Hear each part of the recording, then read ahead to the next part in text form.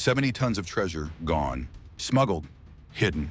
And the craziest part, 36 tons were actually allowed to leave. But why?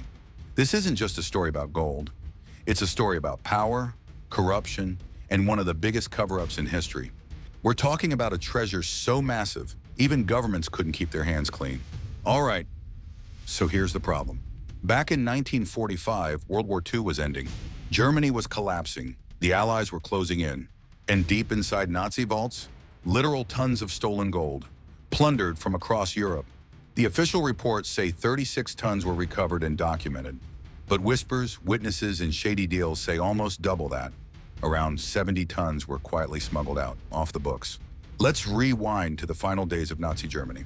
The Reichsbank, Germany's central bank, was stuffed with gold bars looted from occupied countries, Jewish families, and broken banks.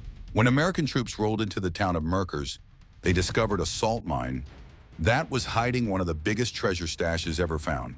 100 tons of gold, thousands of paintings, stacks of stolen currency, and personal belongings of Holocaust victims. Now here's where things get sketchy.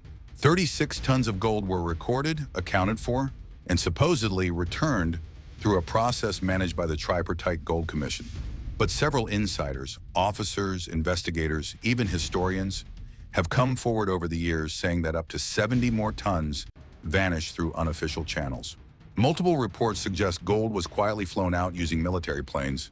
Others say it was loaded into unmarked trucks, driven to safe zones, and sold off through private banks. Some even claim it ended up funding intelligence operations, like the early CIA or secret post-war alliances. And guess what? No one got punished. In fact, many of those involved in the redistribution of Nazi treasure were never even investigated. But the most mind-blowing twist? A secret document surfaced in the 1990s, declassified after decades, that referenced Operation Safe Haven. It showed that the US government knew massive amounts of Nazi gold were being moved and possibly allowed it to continue. Why? Because they didn't want that gold falling into Soviet hands. So instead of returning all the treasure to devastated countries like Poland, France, or Greece, it became part of a bigger political game, one where gold wasn't just wealth, it was leverage. In total, over 100 tons of Nazi gold were discovered. Only 36 tons were ever officially logged and returned. The rest vanished.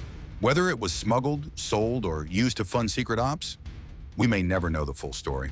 But one thing's for sure, this wasn't just about treasure. It was about rewriting history for power, profit, and silence. Watch the next video to uncover another secret history they still don't want you to know.